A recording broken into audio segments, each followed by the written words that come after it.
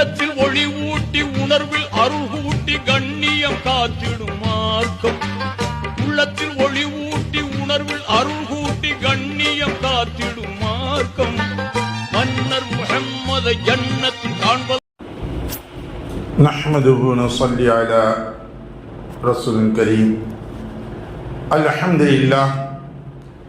அல்ஹம்துலில்லாஹ் நஹ்மதுஹு வ நஸ்தஈனுஹு வ நஸ்தக்ஃபிருஹு வ நு'மினு பிஹி வ நத்தவக்கலு அலைஹி வ நஅஊது பில்லாஹி மின் ஷுரூரி அன்ஃபுஸினா வ மின் ஸய்யிஆத்தி அஅமாலினா. மன் யஹ்தில்லாஹு ஃபலா முضில்ல லஹு வ மன் யுضلل ஃபலா ஹாதிய லஹு.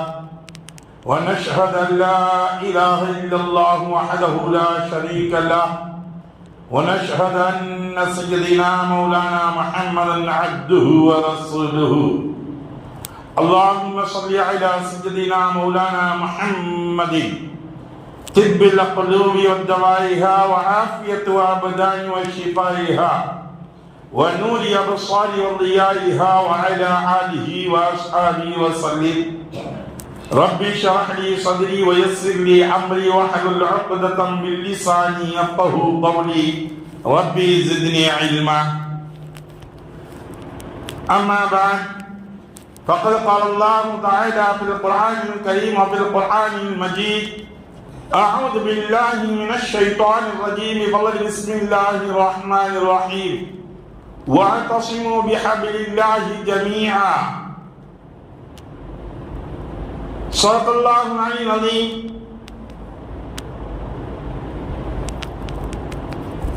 அளவல்லா அருளும் நிகழல்லா அன்பும் எண்ணையும் மண்ணையும் உங்களையும் என்னையும் தரம் பார்த்து தடம் பார்த்து தக்க சமயத்தில் தருவோர் மூலம் தந்து கொண்டே இருக்கக்கூடிய தயால தன்மை படைத்த தர்ம பிரபாகிய தர்மகர்த்தாவாகிய வல்லோன் அல்லாஹ்விற்கே எல்லா புகழும் அளித்தது.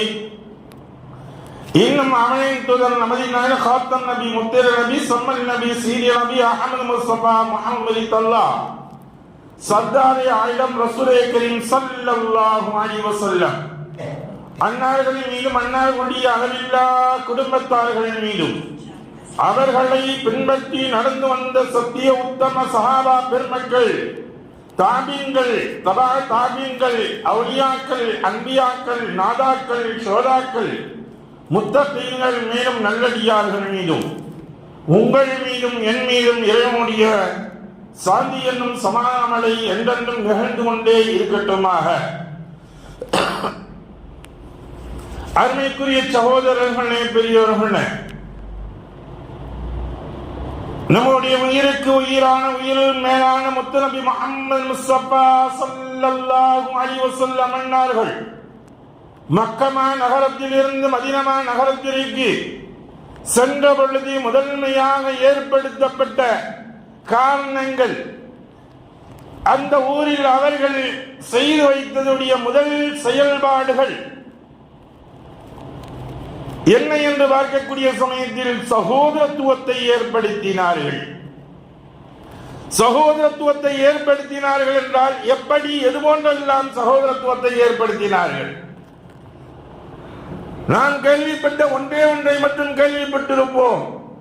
சகோதரத்துவத்தை ஏற்படுத்தினார்கள் ரசூலுல்லாஹி ஸல்லல்லாஹு அலைஹி வஸல்லம் அவர்கள்.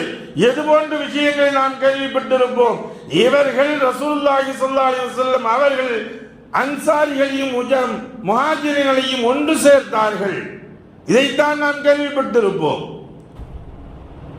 அன்சாரிகளையும் முஹாஜிர்கள் ஹிஜ்ரத் செய்து வரப்பட்ட முஹாஜிர்களையும் அன்சாரி சஹாபாக்களையும் தோழமையாக ஆக்கினார்கள் என்பதைத்தான் நாம் கேள்விப்பட்டிருப்போம். ஆனால் இந்த சகோதரத்துவத்தில் எந்த அளவிற்கெல்லாம் ரசூலுல்லாஹி ஸல்லல்லாஹு அலைஹி வஸல்லம் அவர்கள் ஏற்படுத்தினார்கள் என்றால் ஏறத்தாழ 10 விதமான விஷயங்களை ரசூலுல்லாஹி ஸல்லல்லாஹு அலைஹி வஸல்லம் அவர்கள் ஏற்படுத்தி இருக்கின்றார்கள். சாதாரணமாக சகோதரத்துவம் என்று சொல்லிவிட்டு சென்றதற்கல்ல, 10 விதமான தன்மைகள் என்ற சகோதரத்துவத்தில் இருக்கும் பொழுதுதான் ஒரு ஊராக இருக்கட்டும், ஒரு நாடாக இருக்கட்டும், ஒரு வீடாக இருக்கட்டும், அங்குதான் முழுமையான சகோதரத்துவத்தை நாம் பார்க்க முடியும். முதன்மையாக ரசூலுல்லாஹி ஸல்லல்லாஹு அலைஹி வஸல்லம் அவர்கள் செய்த காரியம் சகோதரத்துவ மருத்துவத்தில் இந்த பட்டத்தன்மைகளில் தவறை பிறர் செய்யக்கூடிய தவறை மன்னித்தார்கள். மன்னிக்கக்கூடிய எண்ணங்களை ஏற்படுத்தினார்கள். உங்களுக்குரிய ஏதாவது ஒரு கருத்து வேறுபாடுகள் ஏற்பட்டால் கூட, சண்டை சச்சரவுகள் ஏற்பட்டால் கூட, அங்கே நீங்கள் மன்னித்து அவர்களை ஏற்றுக்கொள்ள வேண்டும் என்பதை ரசூலுல்லாஹி ஸல்லல்லாஹு அலைஹி வஸல்லம் அவர்கள் முதன்மையாக சொன்னார்கள். எந்த அளவுக்கு தெரியுமா? முதலாவது கலீஃபாவாக இருக்கக்கூடிய அபூபக்கர் சித்தீக் ரலியல்லாஹு தஆலா அவர்களுக்கும் உமர் ரலியல்லாஹு தஆலா அவர்களுக்கும் இரண்டாவர்களுக்கும் சற்று பேச்சுவார்த்தைகள் நடந்து கொண்டிருக்கின்றது. ஏதோ ஒரு விஷயத்தை பற்றி பேசிட்டு இருக்காங்க.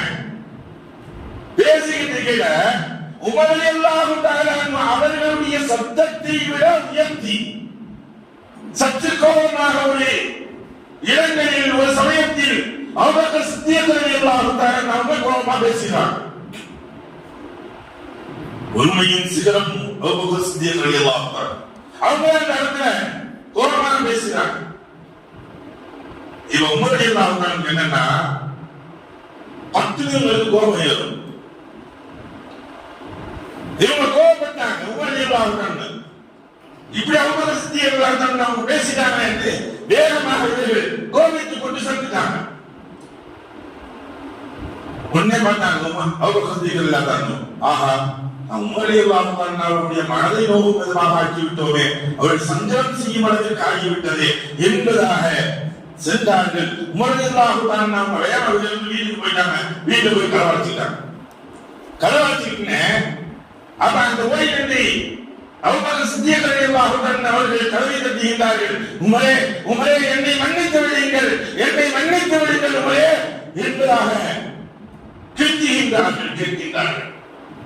3 முறைகள் கதவை தட்டி சொல்கின்றார்கள். உமரே நான் பேசியது தவறுதான், நான் தவறான வழியில் பேசிவிட்டேன், சத்தங்கள் உயர்த்து பேசிவிட்டேன், என்னை மன்னித்து விடுங்கள் உமரே என்று சொல்லப்பட்ட பொழுது உமர் ரலியல்லாஹு தஆலா உண்மை கலந்துரைக்கலாம் அப்படியே உள்ள தம்ல போட்டாப்ல இருக்காங்க.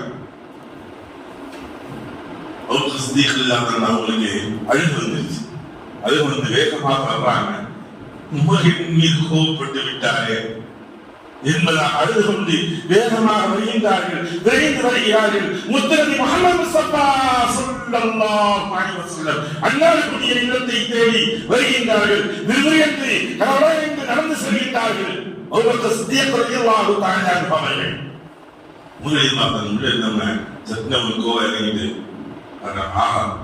யாரை வந்து நாம் புறக்கணித்தது போன்று இருந்து விட்டோம், யாரை வந்து நாம் புறக்கணித்து விட்டோம். குகை தோழர் என்று சொல்லப்பட்ட அபூபக்கர் சித்தீக் ரலியல்லாஹு தஆலா அவர்களை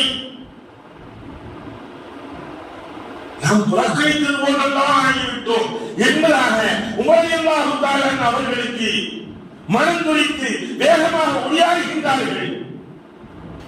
அபூபக்கர் சித்தீக் ரலியல்லாஹு அன்ஹு ரசூலுல்லாஹ் கிட்ட போறாங்க.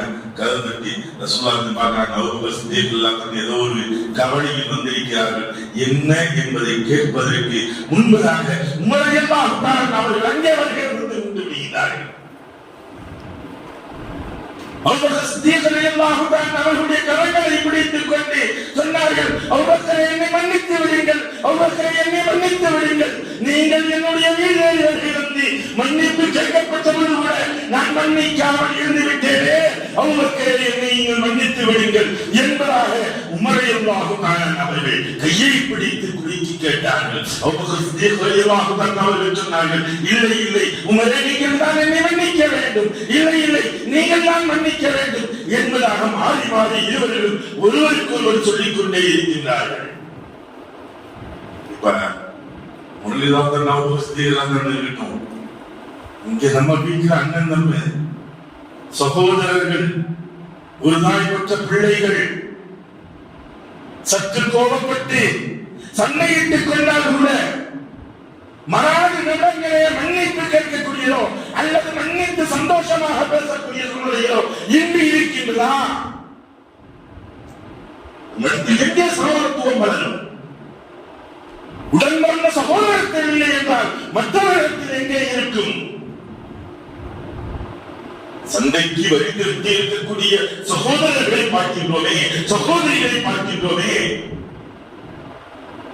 இதுல கையிலட்டான விஷயம் என்ன தெரியுமா? ரசூலுல்லாஹி ஸல்லல்லாஹு அலைஹி வஸல்லம் முன்னால் இருந்து கொண்டு இரு நபர்களும் சொல்லிக் கொண்டு மாறி மாறி சொல்லிக் கொண்டு இருக்கிறார்கள். என்னை மன்னித்து விடுங்கள் உபகரை, என்னை மன்னித்து விடுங்கள் உமரே என்று இரண்டு நபர்களும் சொல்லிக் கொண்டிருக்கின்றார்கள்.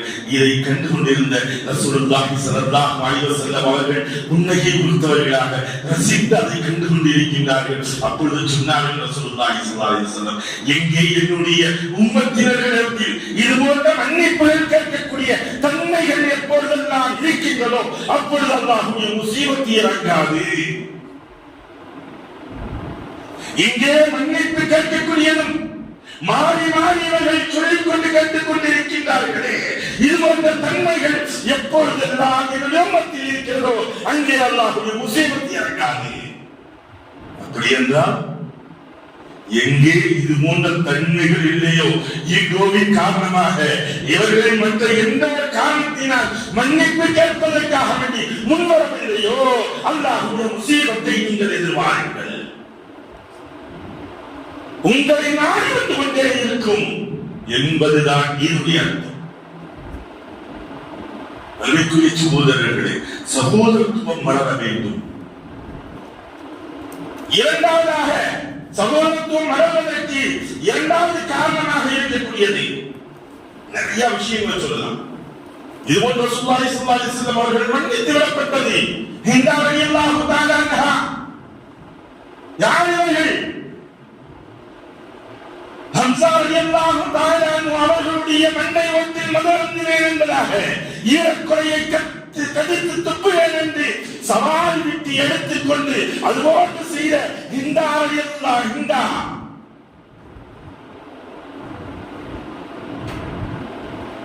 யார்? ஹம்ஸா ரலியல்லாஹு தஆலா என்னுடைய சிறிய தந்தை ரசூலுல்லாஹி ஸல்லல்லாஹு அலைஹி வஸல்லம் அவர்களுக்கு வலதுகரமாகவும் இருந்தவர்கள். அஸதுல்லாஹ் என்று சொல்லக்கூடிய இரண்டவர்கள் ஒருவர்கள். இந்த ஹிந்தா ரலியல்லாஹு தஆலா பின்னால் இஸ்லாத்தை ஏற்றுக்கொண்டார்கள். இந்த அளவிற்கு செய்தவர்கள் ரசூலுல்லாஹி ஸல்லல்லாஹு அலைஹி வஸல்லம் அவர்களிடம் திரைமறையில் வந்து கொண்டு கேட்கின்றார்கள், யா ரசூலுல்லாஹ், உங்கள் மத்தியில் இந்த அவரை பற்றி இப்பொழுது இஸ்லாத்தை ஏற்றுக்கொள்கின்றேன் என்று சொல்லப்பட்டால் அவர்களை நீங்கள் மன்னிப்பீர்களா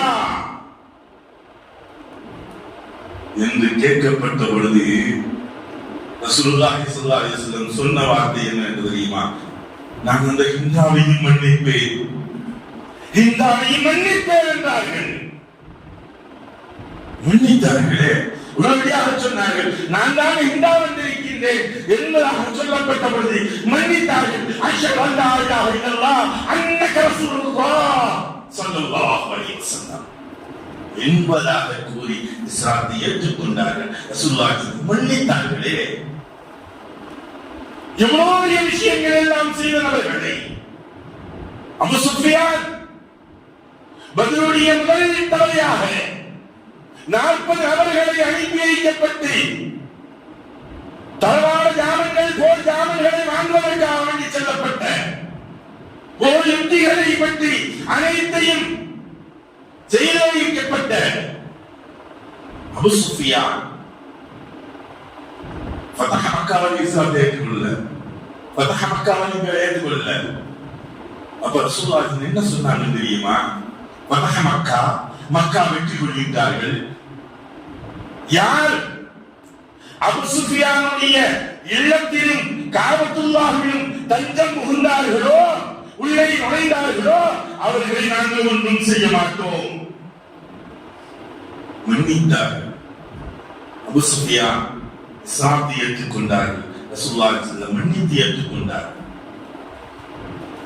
அருமைக்குரிய சகோதரர்களே, மன்னிப்பதின் காரணமாக நாம் வீழ்வது என்பதல்ல, வாழ்கின்றோம், வளர்கின்றோம். மன்னிப்பு கேட்பதன் மூலியமாகவும் நாம் தாழ்ந்ததில்லை. மன்னிக்கவும் வேண்டும், மன்னிப்பு கேட்பதற்கும் தயாராக வேண்டும். இப்படி இருக்கக்கூடிய இடங்களில் சகோதரத்துவம் என்பது வளர்ந்து கொண்டே இருக்கும். இரண்டாவதாக ரசூலுல்லாஹி ஸல்லல்லாஹு அலைஹி வஸல்லம் அவர்கள் சொன்னார்கள், பிறருடைய குறைகளை மன்னிப்பது. ஒரு முஃமின் மற்றவருடைய முஃமினுடைய குறைகளை மன்னிக்க வேண்டும், மறைக்க வேண்டும். ஒரு மனிதனிடம் ஒரு குறைகள் இருக்கின்றது என்றால் கூட்டம் கூட்டமாக அதை கேள்விகள் செய்து நக்கல்கள் நெய்யாண்டிகள் செய்து கொண்டு பேசிக் கொண்டு இருக்கின்றோமே, மேடைகளுக்கு பேசுவோரும் இருந்து கொண்டேதான் இருக்கின்றார்கள். அதற்குரிய சகோதரர்களே, பிறர்களுடைய குறைகளை எப்போது மன்னிக்கின்றோமோ சகோதரத்துவம் அங்கே வரும். அல்லாஹ் தஆலா சொல்லி காட்டுகிறான், வலா தஜஸ்ஸஸு பஅதுக்கும் பஅலா. நீங்கள் பிறருடைய குறைகளை மூன்று உறுதி ஆராயாதீர்கள். எப்படி செஞ்சிருப்பான், எதுவரை செஞ்சிருப்பான், எங்க செஞ்சிருப்பான், என்ன எந்த மாதிரி தான் செஞ்சிருப்பான் அப்படிங்கிறதை கொண்டு நீங்கள் ஆராயாதீர்கள். அப்படி ஒரு மனிதன் ஆராய்கின்றான் என்றால் அந்த குற்றம் இவனுக்கு உள்ளே ஏறிவிடும். எப்படி செஞ்சா அப்படிங்கிறத பத்தி சிந்திச்சா அதை டீப்பா போன அந்த குற்றம் இவனிடத்தில் வந்துவிடும். உண்மையில் என்ன, 20 ஆண்டுகளுக்கு முன்பதாக சொல்கின்றேன், தமிழகத்தில் நடந்த ஒரு நிகழ்வு, நிகழ்ச்சியான நிகழ்வு, திருடுவதை பற்றி ஒரு படங்களை எடுக்கப்பட்டு இருக்கின்றார்கள். இது 2 சிறுவர்கள் பார்த்திருக்கின்றார்கள். எப்படி பூட்டுகளை உடைப்பது, அதை திரும்ப திரும்ப போட்டு பார்த்து லாஸ்ட்ல இது ட்ரையல் பண்ணி பார்க்க ஆரம்பிச்சாங்க. நடந்த நிகழ்வு, நிகழ்ச்சியான நிகழ்வுகள், எத்தனையோ சம்பவங்கள். ரசூலுல்லாஹ் ஒரு சஹாபி விருந்துக்கு அழைச்சிட்டு வர்றாங்க. விருந்துக்கு ரசூலுல்லாஹ் நீங்க எங்க வீட்டுக்கு விருந்துக்கு வந்திருக்கீங்க அப்படின்ட்டு கூப்பிடுறாங்க. அப்ப சரி நான் வந்துருக்கேன் அப்படின்னா எங்க வேகம் போறாங்க. வீட்டுல போயிட்டு நான் வீட்டுல இருந்து ஒரு ஆடை எடுத்து அறுக்கலாம். அறுத்து முடிச்சுட்டு மனைவிட்ட கொடுத்துறாங்க, சமைச்சு ரசூலுல்லாஹ் இருந்து கூப்பிட்டு வருது. வீட்டுக்கு வர்றாங்க. வீட்டுல வந்து பார்க்கும் பொழுது அங்கே மனைவி அழுது கொண்டு இருக்கின்றார்கள். என்ன என்பதை கேட்கின்றார்கள். உங்களுடைய குழந்தைகள் 2 இறந்து விட்டன என்பதாக சொல்கின்றார்கள். அப்படியா? ஓடப்பாயில் சுருட்டப்பட்டு ரூமில் ஒரு ஓரமாக வைக்கப்பட்டு ரசூலுல்லாஹி ஸல்லல்லாஹு அலைஹி வஸல்லம் விருந்திற்காக வேண்டி வந்து கொண்டிருக்கின்றார்கள். அவர்களுக்காக வேண்டி நாம் சோகங்களை மறைக்கப்பட்டு உணவை கொடுப்போம் என்பதாக உட்கார்ந்தாங்க. ரசூலுல்லாஹ் சஹாபியை கூப்பிட்டு அந்த சஹாபி சொல்லி சொன்னாங்க, உங்களுக்கு 2 குழந்தை இருக்குதுல, 2 மகன்கள் இருக்கின்றார்களே, அவர்களை அடையுங்கள் என்பதாக. அப்ப சொன்னாங்க, அவர் இதை சொன்ன உடனே ரசூலுல்லாஹி ஸல்லல்லாஹு அலைஹி வஸல்லம் சொன்ன உடனே மாலை மாலையாக அழுக ஆரம்பித்து விட்டார். கண்களில் இருந்து தண்ணீர்கள் தாரை தாரையாக ஓடியது. ஏன் என்பதாக கேட்கப்பட்ட பொழுது யார் சொல்லலாம், ஒன்றுமில்லை, என்னுடைய வீட்டில் நீங்கள் உங்களுக்கு விருந்து உபசரிப்பதற்காக சொல்லப்பட்ட பொழுது நான் ஆடை எடுத்து அறுத்தேன். என்னுடைய குழந்தைகள் பார்த்துக் கொண்டிருந்தது. என் தந்தை, நம்முடைய தந்தை ஆடை இப்படித்தான் அறுத்தான் என்பதாக ஒரு சகோதரன் எடுத்து மற்றொரு சகோதரனை அறுத்தான். அவனும் இறந்து விட்டான். இந்த பழக்கத்தில் இவனும் அறுத்து இறந்து கொண்டான். 2 குழந்தைகளும் இறந்து விட்டது யார் சொல்லலாம் என்பதாக சொல்லப்பட்ட பொழுது அல்லாஹ்வின் தூதர் முஹம்மது முஸ்தபா ஸல்லல்லாஹு அலைஹி வஸல்லம் அவர்கள் அழைக்கின்றார்கள் என்பதாக சொல்லுங்கள். அவர்கள் எழுந்து வருவார்கள். போய் அழைத்தார்கள். முஹம்மது முஸ்தபா ஸல்லல்லாஹு அலைஹி வஸல்லம் அவர்கள் அல்லாஹ்வின் தூதர் ஸல்லல்லாஹு அலைஹி வஸல்லம் அவர்கள் அழைக்கின்றார்கள். எழுந்து வாருங்கள் என்பதாக சொல்லப்பட்ட பொழுது நித்திரையை களைந்து எழுவது போன்று அந்த 2 குழந்தைகளும் எழுந்து வந்தது. செய்வது தவறல்ல, குற்றம் அல்ல, நல்ல காரியங்கள் தான். இருந்தாலும் அதை காணுவதற்கு செய்யும் பொழுது தன்னுடைய பழக்கத்தில் அவர்கள் செய்ய வேண்டும் என்பதாக வந்து வருகின்றார்கள். இதோட ஒரு சத்தம் அவர்களை பற்றி அல்லாஹ் தஆலா குர்ஆன்ல சொல்லும் பொழுது அதனுடைய விளக்கங்கள் தஃசீரில் எப்படி ஜலாலைனி என்று சொல்லக்கூடிய தஃசீர்ல அதுல ஹாஷியாவில் எழுதுறாங்க. அவங்க நபிமார்களுக்கு அல்லாஹ் தஆலா மலக்குகள் மூலமாக வஹி அனுப்புவார். மலக்குகள் மூலமாக வஹி அனுப்புவார். சில சமயங்களில் நபிமார்களுக்கு அல்லாஹ் தஆலா கனவின் மூலமாக வஹி அனுப்புவார். அவர்களுக்கு கனவும் கூட வஹி தான் நபிமார்களுக்கு.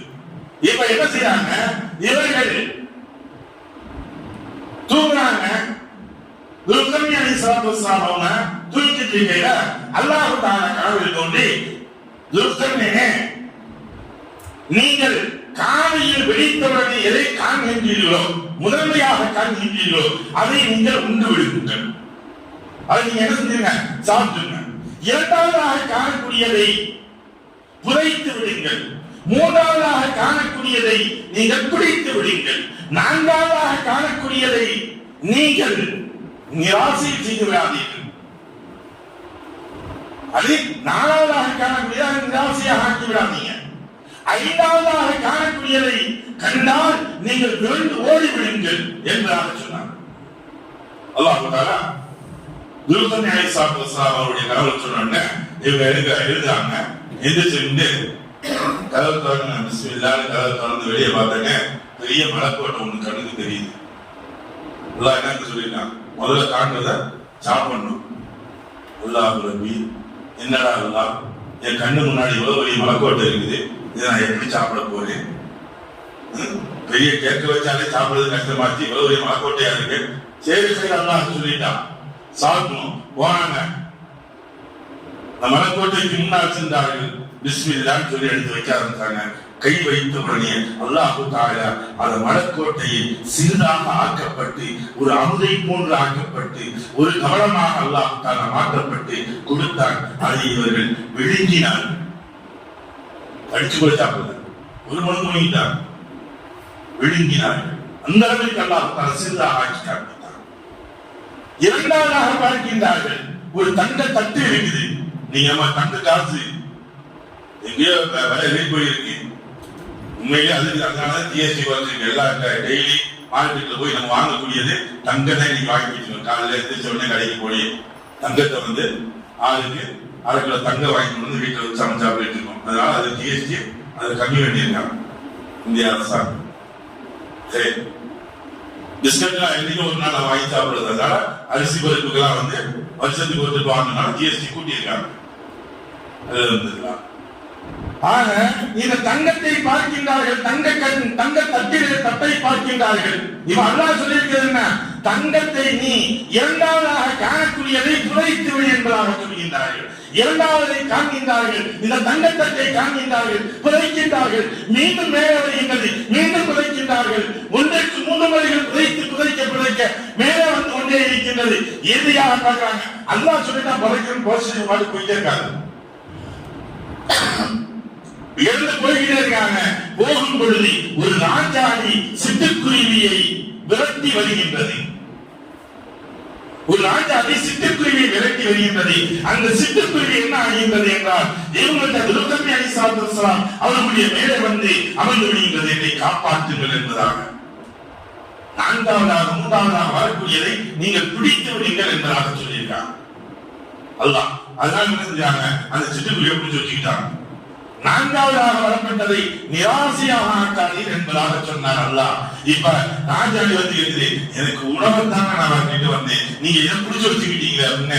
ஒன்றும் இல்லை, உனக்கு உணவு தானே வேண்டும் என்பதாக தங்களுடைய சதை துண்டை ஒரு துண்டை வெட்டி அதற்கு கொடுத்தார்கள் உணவாக. துல்கர்னி அலைஹிஸ்ஸலாத்து வஸ்ஸலாம் ஐந்தாவதாக இவர்களை கண்டுவிட்டு செல்கின்றார்கள். ஐந்தாவதாக பார்க்கின்றார்கள், ஒரு சத்த பணத்தை காண்கின்றார்கள். இதை கண்டுவிட்டு இவர்கள் வேகமாக விரண்டோடுகின்றார்கள். போயிட்டு கேட்கிறாங்க, யாருதான் இந்த அஞ்சை கண்டால் 5 செய்ய சொன்ன, இந்த விளக்கம் என்ன எனக்கு தெரியல, எனக்கு சொல்லுங்க.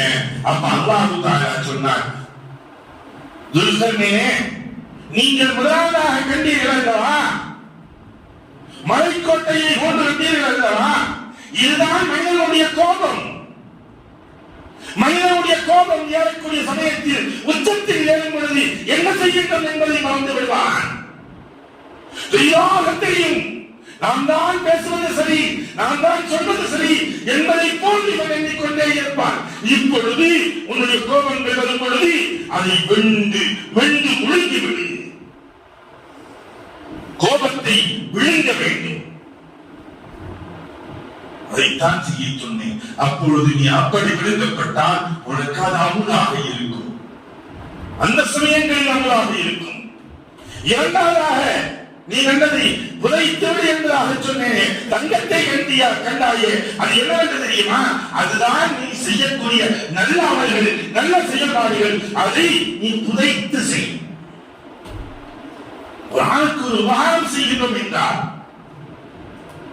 ஒரு நன்மையான காரியங்கள் செய்கின்றோம் என்றால், அதை மறைவாக புதைத்து செய். அல்லாஹ் வெளிப்படுத்தி காட்டுவான் அதனுடைய நன்மைகளை உணர்கிறார். உண்மையும் சரி, வறுமையும் சரி, அல்லாஹ் அதை வெளிப்படுத்தி காட்டுவான். புதைக்க நீ மறைத்து செய்ய அல்லாஹ் தான் அதை வெளிப்படுத்தினார். இது முகஸ்திரியாக ஒன்றுமே கிடைக்காது. மூன்றாவதாக சிறிய சிட்டுக்குருவியாக இருந்ததை இருந்தால் நீ பிடித்துக் கொள் என்பதாக பிடித்து வைத்தாயே. இது என்னவென்று தெரியுமா? நல்ல அமல்கள். உன்னுடைய வாழ்க்கையில் ஏதாவது ஒன்றை நல்ல அமல்களை கட்டியாக சிறியவளாக இருந்தாலும் சரி கட்டியாக வச்சுக்கோங்க. ஏதோ காலத்திற்கு நேரத்திற்கு ஏற்ப எனக்கு டயர் வச்சா நான் தொழுவேன் அப்படின்னு தொழக்கூடாது. தொழுவது இல்லை. எப்பொழுதும் நான் தொழுகையை கடைபிடிப்பேன். எந்த ஒரு அமலை, ஒரு திக்ராக இருக்கட்டும், ஒரு சலாத்தாக இருக்கட்டும், தாயிமன் காரியமாக ஹிம்மத்தாக செய்யும் பொழுது, அது உறுதியாக விடாமல் செய்யும் பொழுது அதற்கு பலன்கள் உண்டு. ஒரு மனிதன் வந்து என்ற சண்டைக்கு வருகிறா, அந்த மனிதன் வந்து என்ற சண்டைக்கு வருகிறா அப்படின்னு ஆரம்பிக்கிட்டு தான் அது சொல்லுவாங்க. இல்லப்பா, இல்ல என்கிட்ட வந்துதான் தேர்ணும். என்கிட்ட வந்தால் இந்த இருக்கக்கூடிய ஆட்டு மேய்ச்சிட்டு வந்தாரு. ஆட்டு மந்தையை காட்டி சொன்னாரு, எந்த சண்டைக்கு வந்து நீங்க வெற்றி கொண்டீங்கன்னா இந்த ஆட்டு மந்தையில 4 பங்கை நீங்க எடுத்துக்கீங்க. அப்படியா, சரி விட மாட்டீங்க, என்ன செய்யறது அப்படின்னு ரசூலுல்லாஹி போனாங்க. லைட்டா தள்ளாங்க, கீழே விட்டான். ரசூலுல்லாஹி உட்கார்ந்தாங்க. சரி, நீ 4 பங்கை எடுத்துக்கீங்க. இதோட விட்டு போயிருக்கலாம். ஒரு தடவை கீழே விழுந்தான்னு தெரியும். இப்பயும் இந்த மனிதர் கேட்கவில்லை. மீண்டும் சொல்கின்றார், 2வது மணியும் எல்லாம் சண்டைக்கு வாருங்கள். எங்கே உள்ளது பாதியை நீங்கள் எடுத்துக் கொள்ளுங்கள். 4 பங்கு போயிடுச்சு, பாக்கி 3 பங்கு இருக்கு. இந்த 3 பங்கு 2ஆக வைக்கப்பட்டு இதில் பாதியை எடுத்துக் கொள்ளுங்கள். ஜெயித்தா நான் ஜெயிச்சா இல்ல அப்படின்னா பழகிந்த சரி நேர்த்திக்கிறான். பழகின ரசூலுல்லாஹி தர்றாங்க. ஒரே தரத்திலே விழுந்தா ரசூலுல்லாஹி மேலே ஏறிப்பாங்க. 3வது மணியும் அந்த மனிதர் சொல்கின்றார், என்னிடம் சண்டைக்கு வாருங்கள். என்னுடைய இந்த ஆட்களுடைய முழுவதுமாக எடுத்துக் கொள்ளுங்கள். ஜெயித்து விட்டால் எடுத்துக் கொள்ளுங்கள் என்றாங்க. 3வது மணியும் அதே போல ரசூலுல்லாஹி வந்து 3வது மணி போறாங்க. அதே போல தள்ளுறாங்க. தள்ளி ஏறி உட்கார்ந்து ரசூலுல்லாஹி பார்க்கிறாங்க.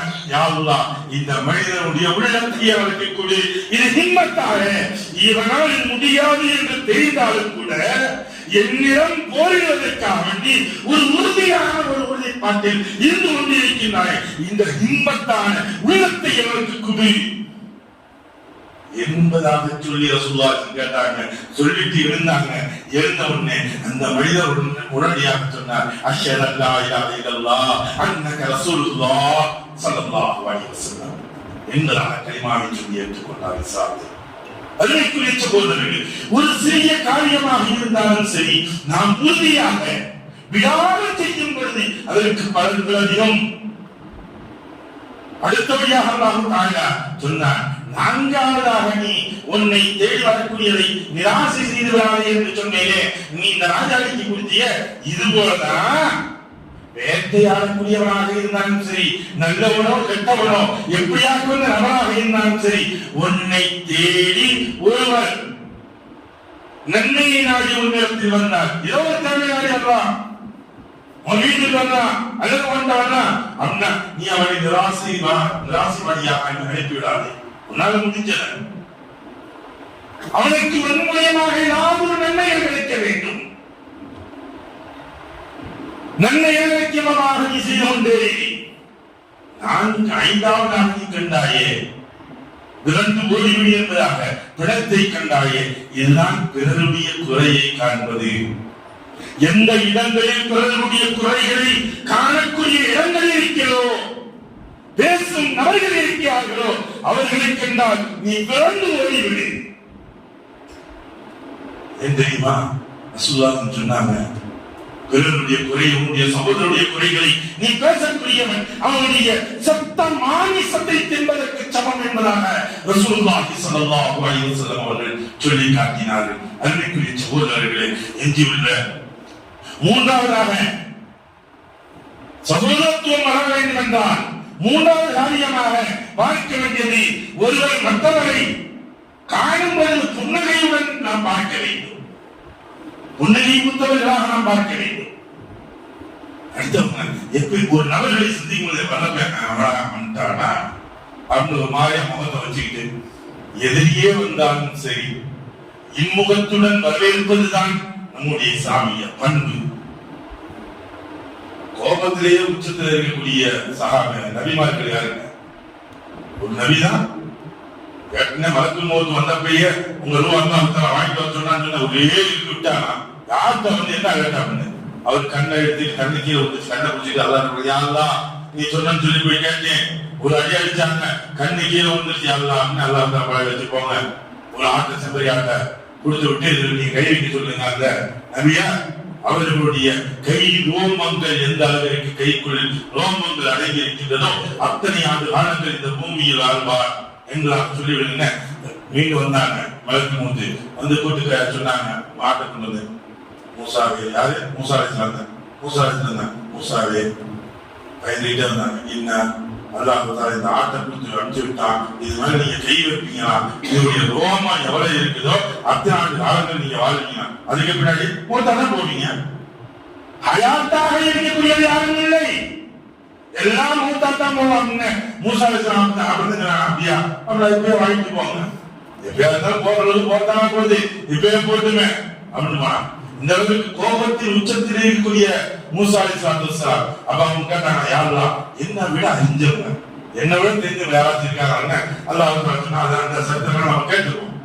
போனாங்க, மீனை சமைச்சு கொண்டு போனாங்க. நீ அல்லாஹ் சொன்ன சமைச்ச மீன் உயிருடன் துள்ளி இந்த கடலுக்குள் செல்லும், அங்கே அங்கே ஒரு நபர் இருப்பார், அவருடன் நீ சென்று பார்த்துக்கோ என்பதாக சொன்னார். அதே போல சமைச்சு கொண்டு போனாங்க. உடனே அந்த மீன் தம்பி ஓடிச்சு. நீண்ட சரித்திரங்கள் சுருக்கமாக சொல்கின்றேன். இஸ்ராயீல் அவர்களை சந்தித்தார்கள். 2 நபர்களுக்கு மத்தியில் ஒரே நடக்கின்றது. சென்று கொண்டே இருக்காங்க. கப்பல்ல ஓட்டியா போட்டுறாங்க. அதுல பார்த்தாங்க, என்ன ஆயிடுச்சுன்னு எது பேசக்கூடாது, சாமான் நான் என்ன செஞ்சாலும் கேட்கக்கூடாது. கேட்கனா இதோட போய் கேட்பாரு அப்படின்னா இதுவரை ஒண்ணு சொல்ல. அடுத்த ஒரு ஊருக்குள்ள போனாங்க. எங்களுக்கு பசி சாப்பாடு கேட்டாங்க, யாருமே தரல. தராம இருக்கிற போய் சரி இப்படிலாம் இருக்கிறது போய்கிட்டே இருந்தாங்க. ஒரு வீட்டுடைய செவுறு வந்து இடிஞ்சு விழுகாம இருந்துச்சு. உடனே போய் கட்டினாங்க. அதை எதிர்ப்பாங்க. மூசா அலைஹிஸ்ஸலாம் 2 பேரும் சேர்ந்து அந்த செவுத்துல இருந்தாங்க. அப்ப இது மூசா அலைஹிஸ்ஸலாம் இது காதி கூலியாச்சும் வாங்குவோம், நீங்க சோறு கூட தர மாட்டாங்க அனுப்பிச்சு விட்டாங்க. இவங்க எதையாச்சும் வாங்கி நம்ம ஏதாச்சும் சாப்பிடணும். ஒண்ணு பேசக்கூடாது சாமா. இதுக்கு மேல கேள்வினா எவ்வளவு போயிட்டே இருக்கு. கசப்பு சுவாமி வரும் சரித்திரங்கள், சுவாரஸ்யமான சரித்திரங்கள். அப்ப 3வது சொன்னாங்க, போய்கிட்டே இருந்தாங்க. இவங்க தெருவில் ஒரு குழந்தை வாங்கிட்டு குடிச்சாங்க, கழுத்து முடி கொண்டு விட்டாங்க. இதுல மூசா அலைஹிஸ்ஸலாத்துக்கு உச்சரிப்பு, என்ன செஞ்சு விட்டீங்க? ஒரு உயிரை கொண்டு போட்டீங்களே. நான் சொன்னேன் இல்லையா, என் கூட வந்தா பேசாம வரணும். என்னாச்சு, என்ன பாத்துட்டு இருக்கணும். இதுக்கு மேல வந்து நீங்க நானும் முன்னா சேர்ந்து போறதுக்கு சரியா வராது மூசா, நீங்க போயிட்டு வாங்க அப்படின்னா. மூசா கேட்டாங்க, இந்த 3க்கு ஏதாச்சும் வழக்கம் கொடுங்க அப்படின்னா 3க்கும் விளக்கத்தை சொன்னார்கள். இந்த கப்பலை ஓட்டி செல்லக்கூடிய இடம் இருக்கின்றது, சேரக்கூடிய அந்த நாடு, அங்கு உள்ள அரசன் நல்ல கப்பலாக இருந்தால் அந்த படகுகளை புடுங்கி வைத்துக் கொள்வான். இது ஒரு ஏழையான எத்தீமான குழந்தைகளுக்குரியது, ஒரு நபர்களுக்குரியது. அதன் காரணத்தினால் இது ஓட்டையை வார்த்தையிட்டே இது ஓட்டையாக இருந்தால் அந்த அரசர் பிடுங்க மாட்டார், திருப்பி அனுப்பி விடுவார். அதனால்தான் நான் அதில் ஓட்டையிட்டேன். சுவரை நான் எழுப்பினோமே, இந்த இடத்துல என்னன்னு தெரியுமா? அங்கே 2 குழந்தை எத்தீமான குழந்தைகளுக்கு தங்களுடைய பெற்றோர்கள் இதற்கு கீழ் புதையலை புதைத்து வைத்திருக்கின்றார்கள்.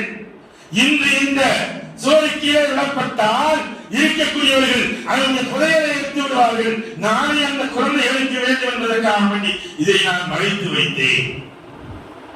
மூன்றாவதாக அந்த குழந்தையை கொண்டதற்குரிய காரணம் என்ன தெரியுமா? இந்த பெற்றோர்களுக்கு இந்த ஒரு குழந்தை தாங்க பாசமா இருக்கிறது. இந்த குழந்தை நாளைக்கு பெரிய சைத்தானா வந்துடுவான். எந்த அளவுக்கு பெற்றோர்களுடைய ஈமானே போகும் அளவிற்கு வந்துவிடும். அன்னைக்கு மூசாவை செஞ்சதெல்லாம் இன்னைக்கு நம்ம நினைச்சு பார்க்க வேண்டியதா இருக்கு. இந்த ஒரு குழந்தை 2 குழந்தை இருக்கையில செல்லத்தை பற்றி எப்படி கெடுத்தாலும் நம்மளுடைய ஈமானம் சேர்ந்து போகுதுங்கிறதுக்கு எதுக்கு ஒரு உதாரணம். இதனால் நான் இவருடைய ஈமான் போய்விடக் கூடாது என்பதற்காக வேண்டிதான் இந்த குழந்தையை நான் கொண்டேன் என்பதாக சொன்னார். சரி, அது நாங்க 2 பேரும் பிரியக்கூடிய நேரம் வந்துச்சு. எனக்கு ஏதாச்சும் கடைசியில் உபதேசம் செய்யுங்க அப்படின்னு சொல்லி மூசா அலைஹிஸ்ஸலாத்து வஸ்ஸலாம் அவங்க ஹிதர் அலைஹிஸ்ஸலாத்து வஸ்ஸலாம் அவர்களை பார்த்து கேட்கின்றார்கள். அவர்கள் சொல்கின்றார்கள், மூசாவே நீங்க கோபக்காரர்கள், எப்பயுமே முகம் உங்களுடைய முகம் இறுகிய முகமாக இருக்கும். நீங்க பார்த்தோம்னா சிலர் இருக்காங்க, இந்தியாவை ஆண்ட ஒரு பிரதமரே இருந்தாரு, சிரிக்காம இருந்தாரு. அவர் 3 பெரிய விலங்குகள் ஏற்பட்டது. அது கடந்த காலங்கள். சிரிக்காம இருப்பாங்க, அவர்கள் இந்தியத்தின் நோக்கி இருப்பாங்க. இப்படிதான் இருக்கிற நபரை பார்த்து மூசா செஞ்சாங்க. மூசா அலைஹிஸ்ஸலாத்து வஸ்ஸலாம் அவர்களை பார்த்து ஹிதர் அலைஹிஸ்ஸலாத்து வஸ்ஸலாம் சொல்றாங்க, நீங்கள் உங்களுடைய முகங்களை லேசாக வைத்துக் கொள்ளுங்கள். பிறர்களை கண்டால் முகமலர்ச்சியுடன் புன்னகை புத்தவர்களாக நீங்கள் அவர்களை பாருங்கள் என்பதாக இந்த 2 வார்த்தைகளை சொல்லி அனுப்பி வைத்தார்கள். அருமைக்குரிய சகோதரர்களே, எஞ்சியுள்ள சகோதரத்துவத்தை என்ன என்பதை பற்றி வரக்கூடிய வாரங்கள் பார்ப்போமாக. அஸ்ஸலாமு அலைக்கும் வரஹ்மத்துல்லாஹி வபரகாத்துஹு.